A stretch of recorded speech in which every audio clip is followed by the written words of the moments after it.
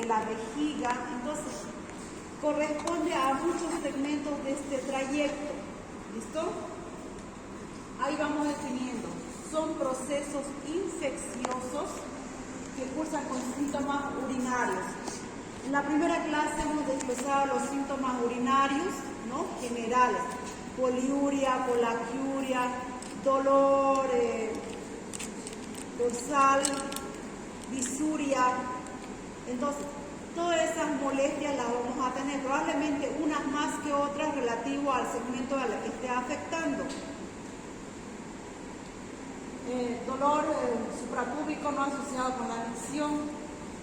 Bien, siempre se tiene que recordar, les dice que los órganos macizos de las vías urinarias, como próstata, testículo, epidimo, se tornan infecciones muy severas. Son órganos, son tejidos demasiado sensibles, al considerarse que algunos son con mayor protección endotelial, mayor protección epitelial.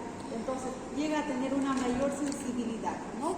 Y muchas son infecciones con sintomatología súbita. Ayer estaba bien y ahora ya tiene un dolor genital único. Entonces, ¿cómo lo vamos a reconocer? Hay entre los gérmenes, entonces, hemos hablado parásitos, ¿no?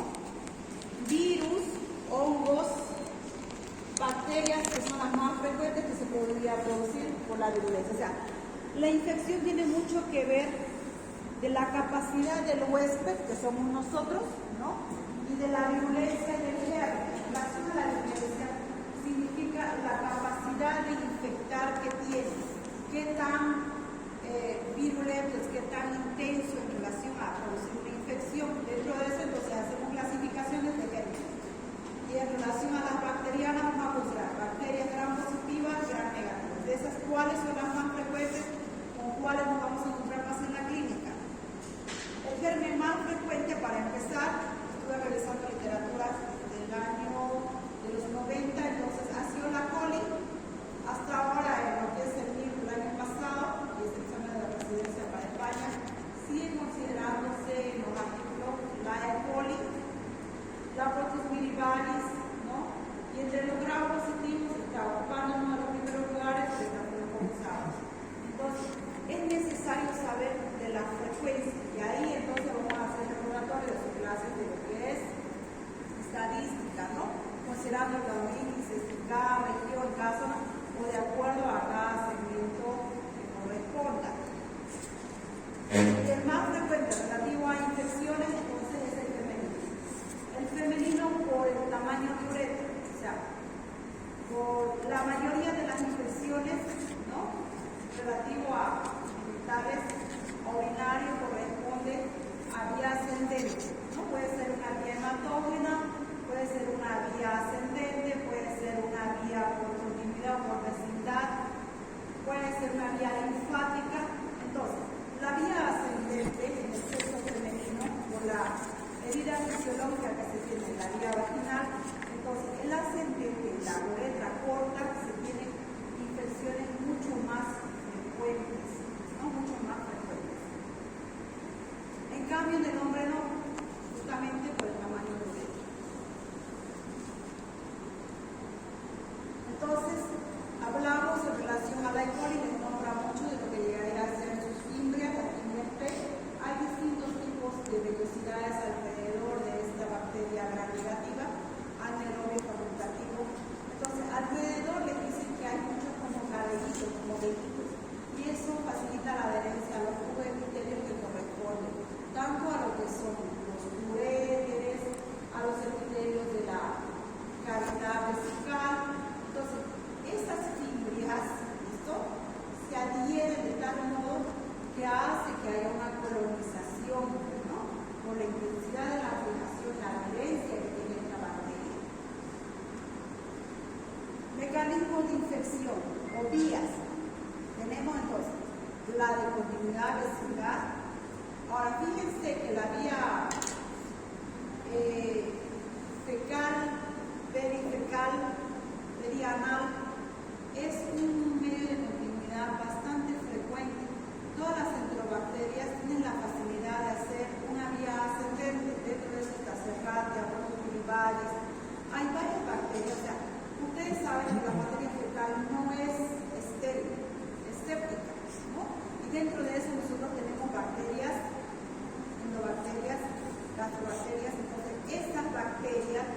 también por la cercanía que tiene la región perianal con la vía perineal, con la vía vaginal, con la vía uretral. Entonces esa cercanía hace que haya esa infección vía ascendente.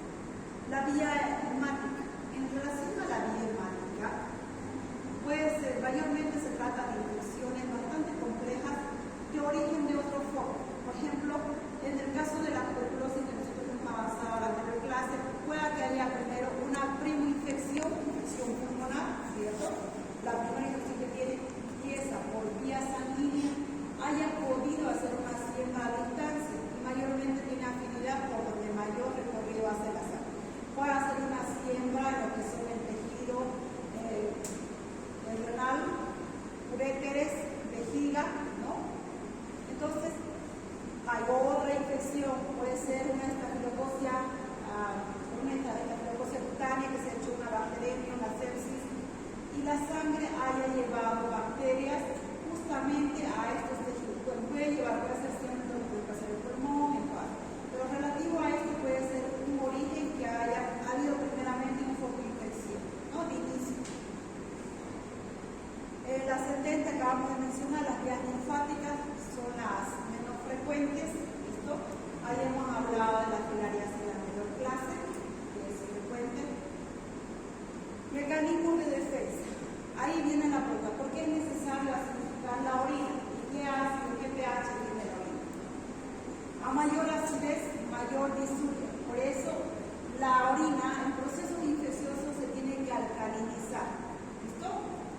Y a veces, probablemente en la consulta no lo volvemos a ver al paciente y ella le damos todas las medicaciones, ¿no? Antibióticos, le damos las vitaminas C, que significa la organización de 2 casos hasta 4 gramos. Entonces, es esperar el proceso de la antibiótico-terapia y luego recién acidificar la orina para hacer todo un lavado del trayecto, tanto uretral, vejiga, para las bacterias posibles que hayan quedado. Pero el inicio es alcalinizar, o sea, que tome más cantidad de líquido en un proceso infeccioso, ¿no? Porque ya hay una lesión de irritación. Por naturaleza, nuestro pH entonces es ácido. Inhibición efectiva, hay inhibiciones con prevenciones urinarias, ¿cierto?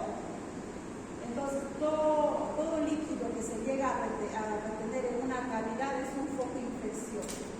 Por causa de prostatitis, o sea, de próstata, lesiones en pene, prostatectomías, cualquier causa o estenosis, mayormente en pacientes pediátricos, entonces cualquier causa que induzca una retención de orina es una fuente de infección. Cualquiera, un tumor de cervix, una vejiga neurogénica, cualquier causa. Entonces, también la misión efectiva, o sea, que orine de manera frecuente es un medio de defensa, ¿no? Porque te orina, está haciendo un barrido de todas las bacterias que podrían estar en esa zona. Mantener la mucosa vesical dentro de lo normal. No siempre se la puede mantener. El paciente es inmunodeprimidos, entonces, por la polimedicación que llegan a tener, tienen una mucosa afectada, sino por los lavados, los cambios exagerados, pueden debilitar las mucosas en esta zona. Ahí les habla entonces de cuál es la bacteria más frecuente, ¿no? Entonces estamos viendo entre los gram negativos y gram positivos. Siempre se ha llevado al primer lugar la Escherichia coli. La Escherichia coli entonces es una de las bacterias frecuentes que se considera, puede variar de una literatura a otra, 70%, pero o sea, siempre la ponen en el primer lugar, a la E. coli, ¿ya? Siempre la ponen en primer lugar.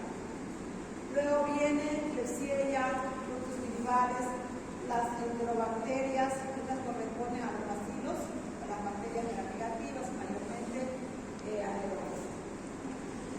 Las gram positivas, Staphylococcus aureus, Staphylococcus que dice corresponde más o menos a un 10%, puede variar, pero de las positivas es la mayoría. Pielonefritis aguda. ¿Listo? Vamos a empezar por los riñoncitos. Los riñoncitos entonces pueden tener un proceso infeccioso tal cual la vejiga, tal cual los uréteres, la uretra, Pero ¿cuál es la clínica que nos va llegando a marcar? En estos casos la fiebre, 38 grados a 39 grados en relación a la clínica, considerando que es una enfermedad inflamatoria, infecciosa, ¿no? De la pelvis y el parénquima renal, dolor lumbar y bacteriuria. Entonces, para haber considerado bacteriuria, tuve que haberle pedido un examen general de orina. Todas las patologías que vamos a ver se llegan a cultivar, ¿listo? Mientras ya ustedes van iniciando antibióticos de manera empírica, considerando si es un gran positivo o un gran negativo. Ya sabemos que la E. coli es un gran negativo, entonces tendremos que utilizar antibióticos relativos a ese tipo de bacterias. Puede cursar con infecciones localizadas, evolucionar infecciones mucho más severas. Ahora, ¿cuáles son las causas frecuentes de esta pielonefritis, ¿no? Pues obstrucción del flujo urinario, traumas, reflujo vesiculoteral, disfunción vesical neurogénica, la presencia de sonda vesical, obstrucciones del flujo urinario. Puede ser obstrucciones por cálculos, ¿no? renales que hayan descendido a uretra, por tumores, por estenosis, por masas abdominales que estén comprimiendo uréteres, o también cualquier cuerpo que se encuentre en vejiga, trígono, o que esté comprimiendo de una manera externa, ¿no? Masas en útero, recto, cualquier causa que produzca una obstrucción. Traumas, sección de uréteres, estenosis, reflujo vésico-ureteral. Mayormente hay reflujo cuando hay una estenosis o cierre o no hay conducto en uretra por una prostatitis, ¿no? Una hipertrofia prostática, una masa tumoral, algo que no esté dejando fluir la orina. O sea, hay retención. A mayor retención de orina, entonces el mismo líquido hace un stop, hay un cierre, no avanza más, está obstruyendo, ¿no? Entonces, la acumulación de la orina es un caldo de cultivo para que pueda producirse una infección, un proceso inflamatorio. Disfunción vesical neurogénica, traumas centrales, TEC severos, ¿no? Puede ser tumores cerebrales, ¿no? La presencia de sonda vesical. Pacientes que están postrados en cama con fracturas, sí los tenemos que sondar porque esa área tiene que mantenerse seca, ¿no? Pese a que el paciente tiene la sensación de micción, puede orinar, no es prudente, entonces sí lo tenemos que sondar porque ese paciente va a hacer escaras. En el hospital es frecuente estar con sonda. Una paciente que llegue con una metrorragia, ¿sí? Empezamos a hacerle un taponamiento vaginal y por ende la colocación de la sonda, porque los tapones probablemente pueda que comprima la uretra, entonces va a producir una retención de orina, mayor dolor, entonces es frecuente la colocación de la sonda. Lesiones, hipertrofia prostática que haya producido retención de la orina, necesitamos exteriorizar, necesitamos hacer evacuación de esa orina. A mayor retención, ¿no? Porque ya hay dolor después del litro de retención de orina en la vejiga, va a empezar un proceso inflamatorio doloroso. Necesitamos, porque el riñoncito sigue produciendo orina, a cada rato sigue produciendo, o sea, no es porque haya una obstrucción allá abajo, el riñón va a dejar de orinar, o sea, va a seguir orinando, una cantidad tipo 1 ml por minuto, entonces va a seguir produciéndose la orina, ¿no? Entonces, la clínica, fiebre, dolor, implanto, dolor renal, escalofríos, síntomas de micción irritantes, polaquiuria, poliuria, disuria, ¿no? Puede haber otros síntomas nauseosos por la cercanía de los plexos celíacos, la sintomatología gástrica, náuseas, vómitos, puede haber dolor abdominal, Laboratorios. Entonces es importante dentro de los laboratorios, ¿no? Hemograma, examen de orina general, urocultivo. ¿Listo? Urocultivo. Entonces eso ya nos va a llegar a determinar qué germen es el que está afectando. Hemocultivo seriado, si es una pielonefritis complicada. Puede ser negativo cuando ha recibido antibiótico, tener conteo bajo cuando ha recibido antibiótico. Diagnóstico diferencial. Todas las enfermedades abdominales agudas como apendicitis, colecistitis, pancreatitis. Les dice que una pielonefritis no complicada, pielonefritis aguda no complicada, debe estar en una área de observaciones entre 6 a 12 horas. Para poder descartar apendicitis, colecistitis, pancreatitis, necesitamos hacer un seguimiento constante, ¿no? Considerar también cuáles son los otros métodos de diagnóstico y cómo vamos a diferenciar. Entonces, si es demasiado álgido, tendremos que pedir para poder descartar pancreatitis, lipasa, amilasa, una ecografía para estas dos, ¿cierto? Para ver cómo está el apéndice, cómo está la vesícula. Entonces, fíjense que ya vamos nosotros razonando a hacer diagnósticos de descarte.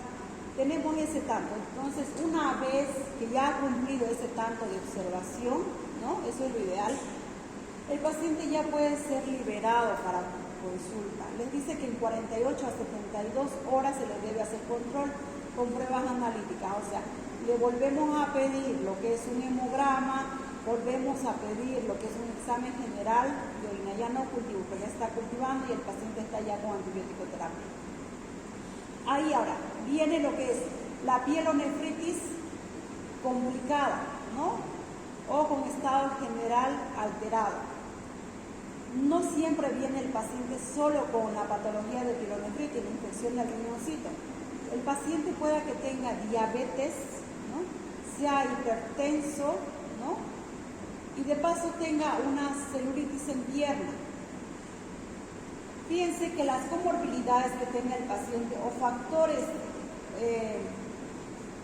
desencadenantes o predisponentes pueden entonces complicar lo que es la enfermedad de base. Paciente diabético, todo proceso infeccioso hace una descompensación, por ejemplo, en un paciente diabético, ¿no? Y a mayor edad, mayor complicación. Entonces, estos pacientes deben quedarse hospitalizados, si tienen el criterio de ingreso, y ya les habla de que el antibiótico tendría que ser monoterapia, ¿no? Considerando que podemos iniciar un beta-lactámico o podría ser combinado, relativo a una cefalosporina o a un aminoglucósido, considerando a la gentamicina. Aquí en cambio les dice, tratamiento, inicia tratamiento empírico igual acá, se inicia empírico, hasta que se tenga el antibiograma. No vamos a esperar los 2 días o 3 días. Todavía estamos en los hospitales con cultivos que nos van a salir dentro, los convencionales, dentro de 2 a 3 días. Ahora hay el GenExpert, que es la ampliación, ¿no? Del germen de lo que es la cadena genética, que nos dura solo 2 horitas, en 2 horas, 3 horas por ampliación genética nos llega a salir del cultivo. No tiene total de sensibilidad como el convencional, pero ya podemos optar. Ahora, entre accesibilidad está el costo. El GenExpert cuesta entre 200 a 400 y el otro a veces por el seguro nos sale gratuito o a lo mucho 40 o 50 bolivianos básicos, ¿no? Dependiendo también el laboratorio que elijan. Nos habla entonces acá de una monoterapia que podría ser una ceftriaxona, cefalosporina, aminoglucósido, ¿no? Asociado a ampicilina. Ahora, este paciente, esto es a inicio, todas estas, ceftriaxona endovenosa. Las quinolonas puede ser ciprofloxacino, levofloxacino, norfloxacino.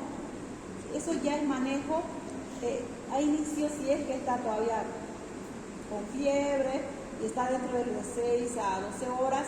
puede ser endovenoso, se puede iniciar endovenoso. Pero ya para mandar a casa tenemos que hacer la conversión en dosis, ¿no? Vía oral.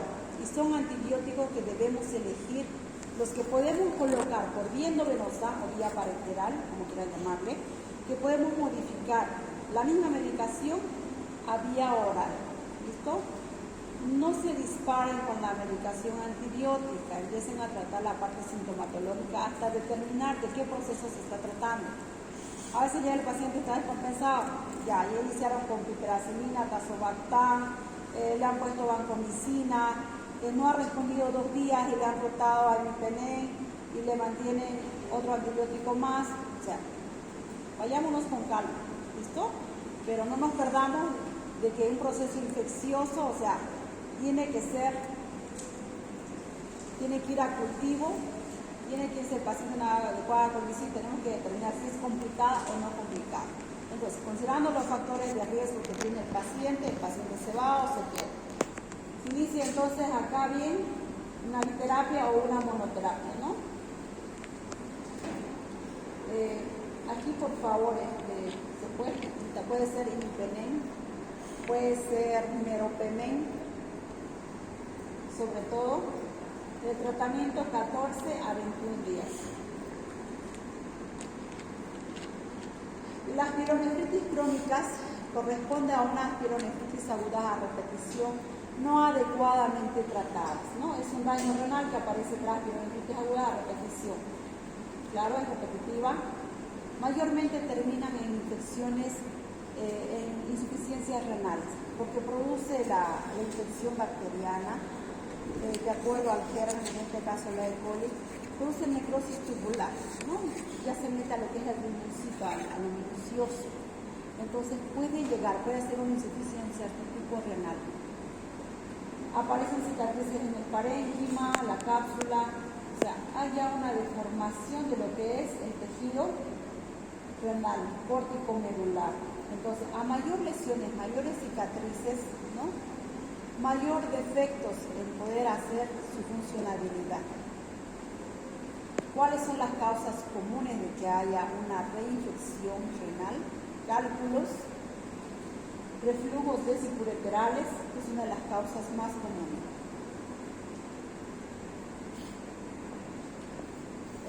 Laxantogranulomatosas. Esta infección, fíjense cómo deja el riñoncito para empezar, ¿no? Se trata de un proceso inflamatorio de causa desconocida, donde, como sabemos que en el proceso inflamatorio se abre toda la cadena de la inflamación, salen los macrófagos, salen todas las otras células inflamatorias, donde captan, ¿listo?, lípidos y se almacenan en el riñón, haciendo una destrucción estructural y alterando la funcionalidad. Entonces se define como una enfermedad inflamatoria, ¿no?, infecciosa que involucra al riñón, agresiva y de baja prevalencia. Es una reacción granulomatosa que contiene macrófagos llenos de lípidos o las grasas, no les especifica qué tipo de lípidos. Se origina como respuesta anormal a infecciones bacterianas. No hay algo en realidad determinado, es lo más frecuente que se ha podido encontrar. Puede ser Proteus, E. coli, Pseudomonas, ¿ya? De lo más frecuente que se ha encontrado. Está asociado a mujeres jóvenes, donde han tenido litiasis, tumores renales, donde sí ha habido una enfermedad previa.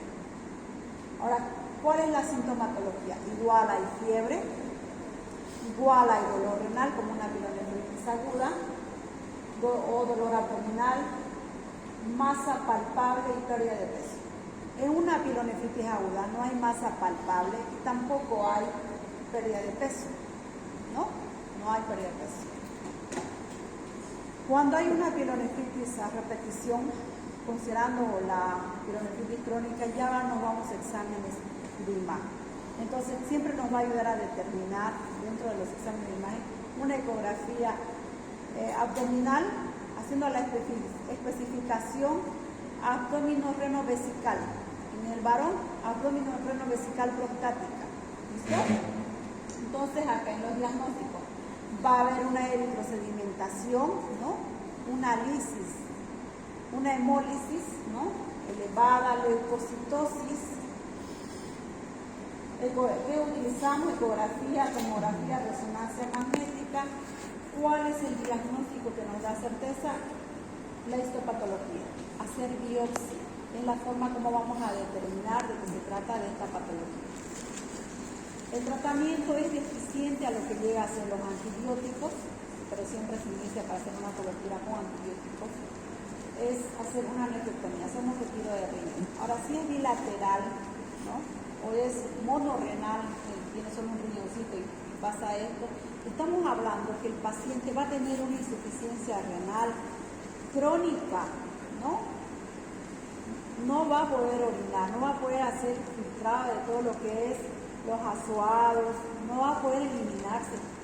Toda la digestión metabólica, catabólica del organismo no va por las vías renales, no va a poder hacerse. Entonces, por ende, estamos hablando que este paciente va a ir directo a una insuficiencia renal y por ende hablan de diálisis, ¿no?, la hemodiálisis, que es otro mundo. Infecciones de las nefritis intersticiales y necrosis de las papilas. Entonces, igual, habla que hay un intersticio renal, es un intersticio renal con los espacios que quedan entre los túbulos, ¿no? Hay infecciones también de estas áreas intersticiales con alteración de lo que llega a ser sus tejidos laxos compuestos. ¿Qué se considera? Se considera entonces que hay bases inmunológicas y mayormente se da en pacientes diabéticos, ¿no? Ocurre entonces en cuadros de pielonefritis aguda, pielonefritis crónica. Es frecuente en pacientes con hipertensión, diabetes, nefrolitiasis, puede ser unilateral, llevando a una sepsis. En la clínica, entonces, hay fiebre, ¿no?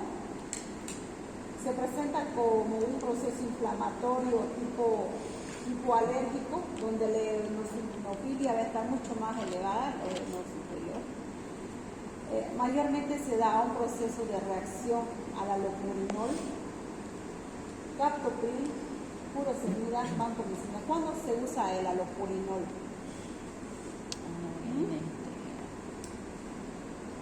¿Cuándo? Vamos cerca. ¿No es el ácido úrico? Alopurinol, ¿cuándo se utiliza? No está reducido el ácido úrico.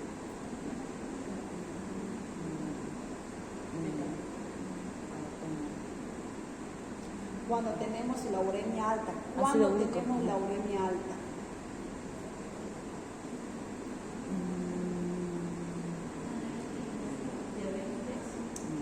¿Qué más? La uremia más el ácido úrico, ¿no? ¿Cuándo tenemos el ácido úrico elevado? Sí se sabe, ¿no? ¿Ya? Cuando hay destrucción elevada de las proteínas. Y eso mayormente se da cuando hay un consumo exagerado de las carnes rojas. Por eso, a un paciente que tiene colesterolemia que va junto relativo a lo que es la elevación del ácido úrico, la hiperuricemia, por destrucción de estas proteínas, entonces se le da desinflamante y alopurinol, porque desarrolla la famosa artritis, que es la gota, ¿no? Dolor en el pie, dolor en las articulaciones pequeñas discales, y le duele mucho más que todo el dedito gordo. Entonces, ahí se utiliza. También se utiliza en las crisis tumorales después de hacer una quimioterapia, porque hay destrucción de la masa de las células, tanto oncológicas como también de las células nuestras, ¿no? En general, de cualquier segmento, entonces va a entrar a una hiperuricemia. Y ahí se utiliza el alopurinol. Entonces les dice que cierto tipo de medicamentos les produce un proceso tipo inflamatorio alérgico en las células intersticiales del riñón, haciendo que ese proceso inflamatorio lesione estos tejidos y en pacientes diabéticos puede ocasionar entonces una infección que se conoce como nefritis intersticial. Se da posterior a una pielonefritis, ¿no? pielonefritis crónica. O sea, estamos haciendo la sumatoria de muchos factores, ¿no? Diabético, pielonefritis, reacción tipo inflamatoria alérgica a cierto tipo de medicamentos. Está captopril antihipertensivo, ¿no? Que utilizamos a veces en la emergencia, furosemida, diuréticos de asa.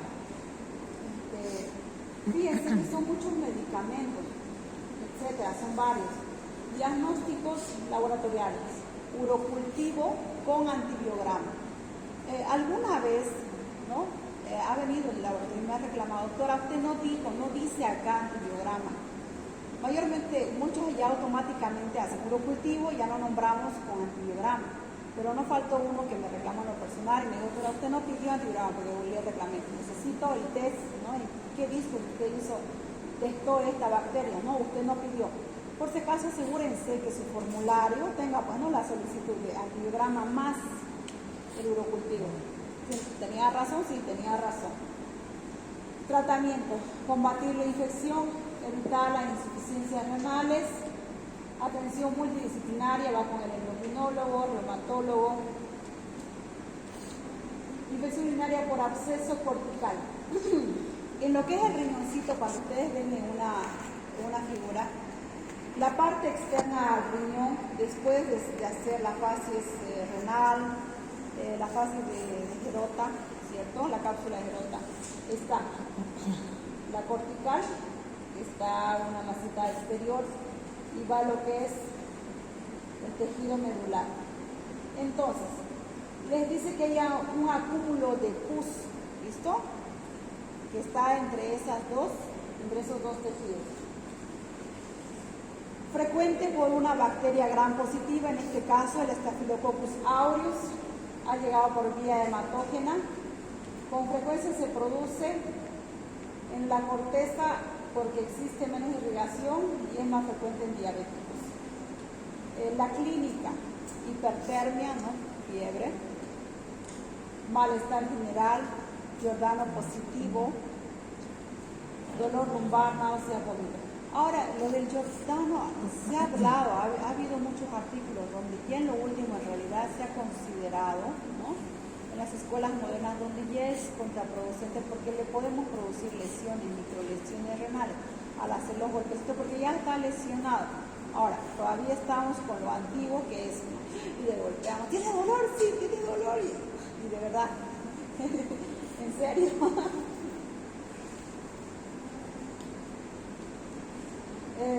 Entonces, este absceso podemos ver así como en la imagen. Fíjense acá, esta es una ecografía donde está señalando, se ve un acúmulo, delimitado, con bordes delimitados, ¿no? Diagnóstico: entonces, ecografía, tomografía, no necesita obviamente que sea con contraste, todos los contrastes lesionan, hacen una necrosis tubular. No es bueno utilizar el contraste cuando obviamente no es necesario, ¿no? En este caso no necesita usted que le delimite, mayormente para tejidos que usted considera que son vascularizados, como en todos los tumores, ¿no?, para poder considerar o descartar un proceso neoplásico. Pero en este caso no. Ecografía, tomografía, hemograma, desviación a la izquierda del depósito. Hablamos de desviación a la izquierda cuando los segmentados están en mayor predominio que los linfocitos. Ahí hablamos de infecciones bacterianas, independiente que sea gram positiva, gram negativa. Cuando están elevados los linfocitos, vamos a hablar de desvío a la derecha, que mayormente son virales. Desviación a la izquierda, tratamiento. Si el absceso es pequeño, puede resolverse con antibiograma. Sí tiene que ser endovenoso porque este paciente puede deteriorarse, ¿no?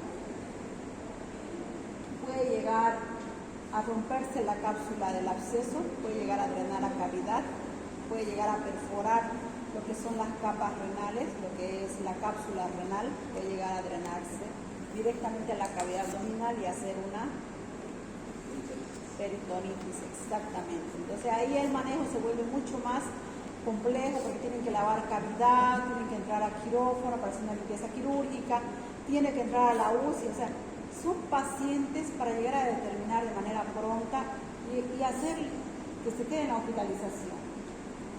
Entonces, si es pequeño, antibiótico terapia vía parenteral endovenosa, ¿no? Si el absceso es grande, fíjense, aquí es una derivación percutánea. Nuestros urólogos son diestros porque es frecuente estos abscesos. Entonces el drenaje puede ser por un drenaje percutáneo, ¿no? O en quirófano, o puede ser netamente por una aspiración. Pero en una primera instancia, cuando es pequeñito, sí o sí se les da tiempo para que se pueda reabsorber.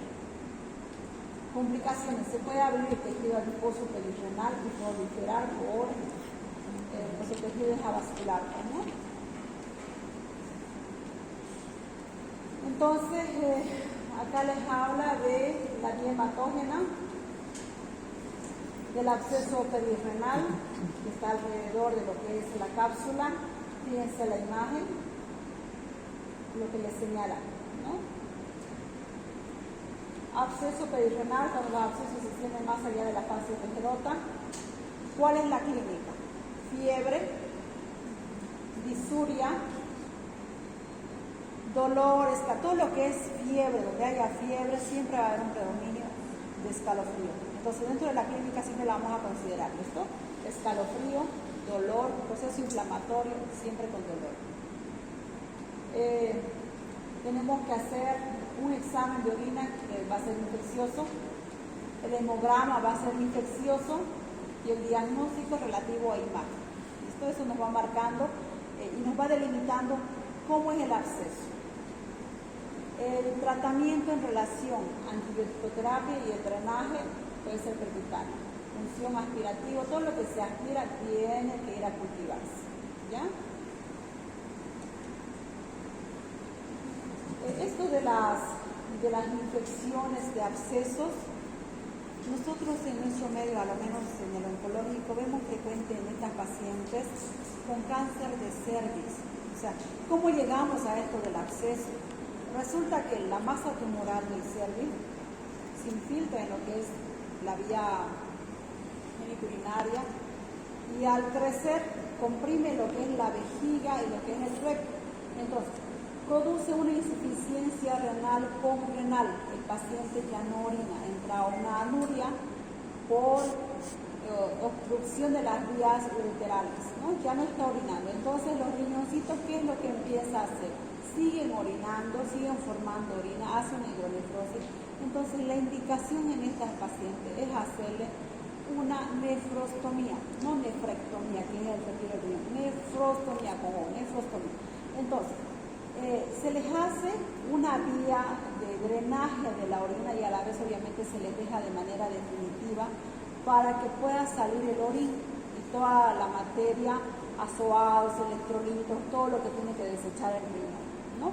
Entonces, al tener una vía abierta hacia el riñón, es una vía de ingreso a las bacterias y esto va a infectar todo el lugar, ¿no? Todo lo que es ese tejido. Entonces, es frecuente.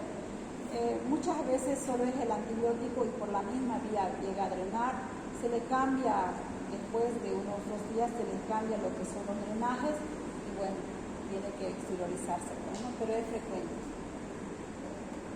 Absceso perirrenal, perinefrítico. Entonces, aquí está el riñoncito y aquí alrededor, fíjense, está encapsulado, dice que está es una colección de pus entre la cápsula y la cápsula renal y la fase tejerota, ¿no? Frecuente en pacientes diabéticos, la forma de diagnosticar entonces por imagen, ecografía o tomografía, tratamiento, drenaje y antibiótico.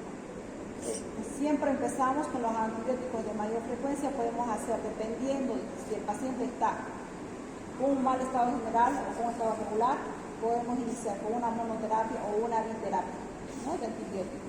Ya sabemos que el germen más frecuente es la E. coli. La cistitis aguda también es una infección urinaria, ¿no? También es una infección urinaria. Entonces, es una infección ¿de qué parte? De la vejiga, netamente de la vejiga. El paciente presenta polaquiuria. ¿Qué es la polaquiuria? A diferencia de la poliuria. transmisión. Y poliuria. Poliuria. Y polinuria.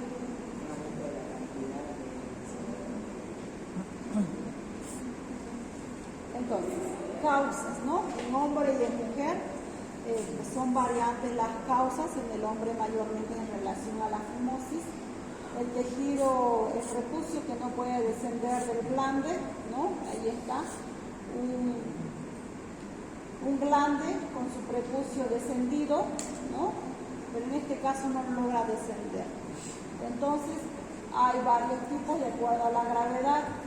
Entonces, esto hace que sea un proceso de infección. Uretritis mal tratada, mayormente los hombres con la uretra larga, no logran tener mucha sintomatología, puede colonizar para que tengan una infección urinaria, pero no es de la magnitud de las molestias que llega a tener. Entonces, no siempre son bien reconocidas las infecciones, ¿no? Para dar un tratamiento adecuado. Entonces, uretritis mal tratadas. Y en la mujer, ¿qué es lo frecuente para que tengan una cistitis? Puede tener también disuria, le van a agregar acá disuria, ¿ya? Dolor al orinar. Las causas mayormente es debido a infecciones bacterianas de tipo parasitaria, de tipo viral, de tipo bacteriana, pero dentro de esas es frecuente y se debe, en la clínica, ¿qué es lo que se presenta? La leucorrea, el flujo vaginal, ¿no? Y los flujos tienen sus características. El flujo que es muy maloliento, el que huele a pescado, el flujo blanquecino, verdoso, amarillo. Flujo, leucorrea. Leucorrea es flujo. Entonces, vamos a considerar aquí, ¿no? Está chiquitito el cuadro en relación a la cándida, una leucorrea con prurito, picazón de la área, ¿no? Del área genital. Dispareuria, eritema, secreción blanquecina. En cambio, es una vaginosis bacteriana relativo a la Gardnerella vaginalis, que es la más frecuente. Entonces, es una secreción maloliente, lo comparan con el olor de pescado, pues, ¿no? Entonces, fíjense que aquí les dice, en la mujer la causa general es la leucorrea, es necesario determinar las causas de leucorrea. Aquí hay algunas causas de leucorrea, dentro de esa también tenemos la de licomoniasis, ¿no? Las trichomonas, que son parásitos, que nos da un flujo purulento tipo verdoso. Entonces, fíjense, las tres nos cambia el tratamiento, ambas son diferentes tratamientos porque son diferentes gérmenes. Las tres pueden ser la causa para que produzca una inflamación, una infección de la vejiga. O sea, la cercanía de los órganos, ¿no? La cercanía que tienen, tanto la región anal, vaginal, uretra en la mujer, entonces hay una contaminación total de gérmenes. Hay una contaminación. Exceso de aseo genital, el uso de jabones irritativos, ¿no? El estrés, la baja inmunidad, malos hábitos de higiene también. Entonces, es necesario por eso, para hablar de todos estos detalles, que se llegue a crear una confianza médico-paciente bastante minuciosa, de mucho respeto, para hablar con propiedad con la paciente. Porque la paciente no le va a decir, tengo flujo, ¿no? En la región vaginal, no le va a decir la vaginal, le va a decir, me duele mi veriga, o como le dicen, mi verga. Le ponen cada nombre, entonces usted tiene que, de acuerdo a la región, saber interpretar qué nombre, qué adjetivo, cómo lo llaman, pues, ¿no? Tiene mi verriga, mayormente nos dicen eso, mi verriga me duele, parte me duele. Tiene flujo, si está con el esposo, nada, no le responde. Peor, las pacientes menonitas no hablan con usted.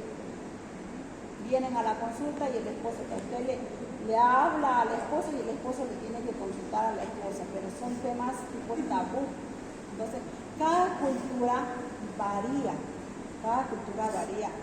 Entonces, de acuerdo a eso, nosotros tenemos que ir preguntando o hacer una entrevista demasiado respetuosa, ¿no? No hay examen en lo que es los menonitas. Usted no puede hacer un examen. Si es con la presencia del esposo ahí. Malos hábitos de higiene. ¿Cómo tendría que orientarle a la paciente para que tenga un buen hábito? El lavado. Jabones, hablar de jabones adecuados. Para eso tienen que saber qué jabones son adecuados, porque decir cuál doctora o cuál doctor debe utilizar. No, entonces nos quedamos. ¿Qué otra cosa en relación a los hábitos? Cambio de toallas sanitarias de manera regular, ¿no? ¿Qué más? No estar mucho tiempo en retención urinaria. Perfecto. Tomar abundante líquido, ¿no? Tratamiento, antibióticos. Cuando la cistitis aguda ha sido manejada inadecuadamente y el tratamiento no ha sido oportuno, los episodios de infección se repiten con relativa frecuencia. Casi igual a la cistitis, pero menos intensidad. La mucosa vesical se vuelve pálida, se vuelve delgada. Diagnóstico, cultivo con antigramos. Hasta aquí todo lo que hemos visto es en relación a cultivos. Antibiótico, cultivo. Antibiótico, cultivo. Pero eso no quiere decir que usted no haya iniciado. También corresponde a una infección urinaria, fíjense, una prostatitis.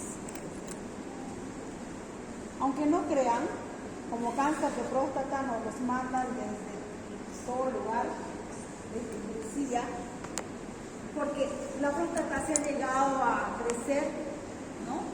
De tal manera que ha obstruido las vías uretrales y bueno, pues recorrido de 6-8 horas de camino, la ambulancia se les ha pegado en Matará, han cambiado de ambulancia. ¿Qué vamos a hacer? Lo que tenemos. Pero necesitamos saber las causas, qué otras cosas puede llevar a este proceso. Pues no le hace falta ecografía, evidentemente la próstata está grande, está inflamada, pero eso no es un sinónimo de que tenga un proceso oncológico, ¿no? No es un proceso oncológico, puede ser un proceso inflamatorio y ahí está, que puede ser un proceso bacteriano. Aquí nosotros tenemos lo que es una próstata normal, donde se puede ver la uretra, ¿no? La uretra media que está pasando por la próstata. Si es que hubiera algún proceso inflamatorio, obviamente que va a obstruir por compresión la uretra. Sí va a obstruir. Y al ser glándulas, todo tejido que no es muscular, sea glándulas, ganglios, cualquier otro tejido, ¿no? Puede ser tejido nervioso, vascular, el dolor es mucho más intenso, el umbral de dolor es mucho más elevado, entonces el paciente sí va a tener bastante dolor y al estar la uretra comprometida va a haber sintomatología de retención urinaria, ¿no? Entonces, en una primera instancia ya tenemos que establecer tratamiento hasta descartar. Sí puede ser un proceso oncológico, pero necesitamos, mientras se descarte, investigar ya por lo básico, que es el antibiótico terapia. Entonces, ¿qué clínica nos dice acá? Nos habla de que lo más frecuente en relación a bacterias puede ser E. coli, pseudomonas, puede ser Staphylococcus fecalis.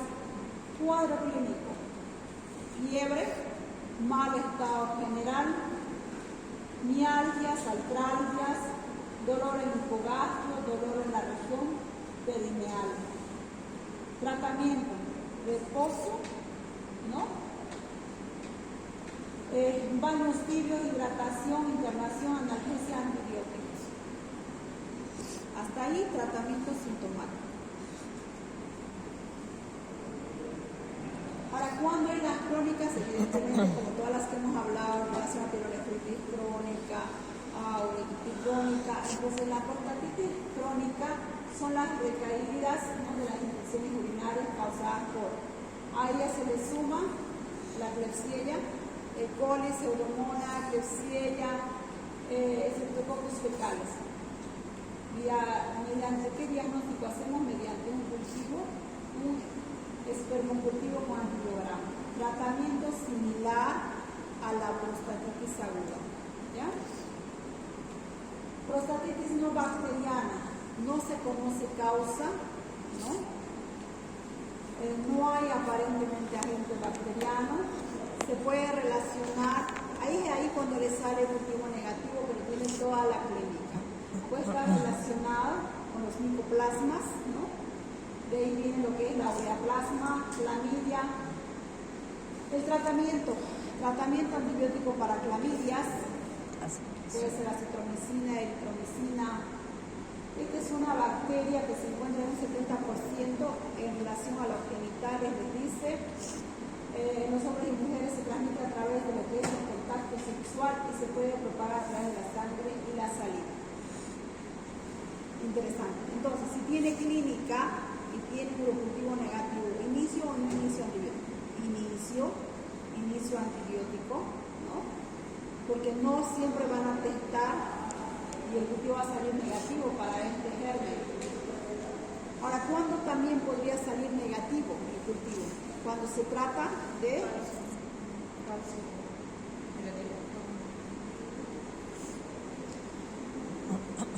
sí, puede ser. ¿Pero en qué bacteria? Hay piuria, hay leucocitosis, hay clínica y el cultivo negativo. ¿En qué bacteria? Ya la hemos hablado.